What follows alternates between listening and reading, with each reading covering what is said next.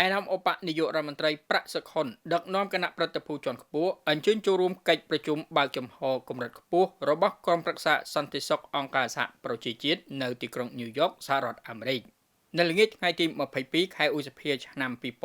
ឯកឧត្តមឧបនាយករដ្ឋមន្ត្រីប្រាក់សុខុនរដ្ឋមន្ត្រីការបរទេសនិងសហប្រតិបត្តិការអន្តរជាតិនៃព្រះរាជាណាចក្រកម្ពុជាបានដឹកនាំគណៈប្រតិភូជាន់ខ្ពស់អញ្ជើញចូលរួមកិច្ចប្រជុំបើកចំហកម្រិតខ្ពស់របស់ក្រុមប្រឹក្សាសន្តិសុខអង្គការសហប្រជាជាតិនិងកិច្ចប្រជុំពាក់ព័ន្ធយោងតាមសេចក្តីប្រកាសព័ត៌មានរបស់ក្រសួងការបរទេសនិងសហប្រតិបត្តិការអន្តរជាតិចុះថ្ងៃទី22ខែឧសភាឆ្នាំ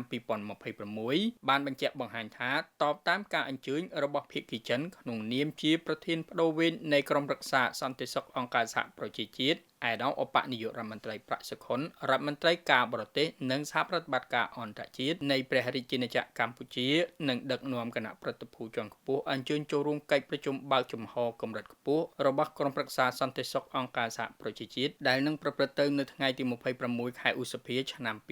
2026នៅទីក្រុងញូវយ៉កសហរដ្ឋអាមេរិកកិច្ចប្រជុំកម្រិតខ្ពស់នេះនឹងប្រព្រឹត្តទៅក្រោមប្រធានបទការលើកកម្ពស់គោលបំណងនិងគោលការណ៍របស់ធម្មនុញ្ញអង្គការសហប្រជាជាតិនិងការពង្រឹងប្រព័ន្ធអន្តរជាតិផ្ដោតលើអង្គការសហប្រជាជាតិដែលមានឯកឧត្តមវ៉ាងយីរដ្ឋមន្ត្រីការបរទេសនិងជាសមាជិកការិយាល័យនយោបាយនៃគណៈកម្មាធិការកណ្ដាលបកកុម្មុយនីសចិនធ្វើជាអធិបតីនិងចូលរួមថ្លែងសន្ទរកថាក្នុងអំឡុងពេលស្នាក់នៅទីក្រុងញូវយ៉កឯកឧត្តមឧបនាយករដ្ឋមន្ត្រីរំពឹងថានឹងអញ្ជើញចូលរួមព្រឹត្តិការណ៍អមដែលពាក់ព័ន្ធហើយក៏នឹងមានជំនួបទ្វេភាគីដាច់ដោយឡែកពីគ្នាជាមួយសមាភាគីពីបណ្ដាប្រទេសឯទៀតដើម្បីពង្រឹងទំនាក់ទំនងទ្វេភាគីជំរុញកិច្ចសហប្រតិបត្តិការនិងផ្លាស់ប្ដូរយោបល់លើបញ្ហានានាដែលជាផលប្រយោជន៍និងជាក្តីបារម្ភរួមទៅវិញទៅមកផងដែរ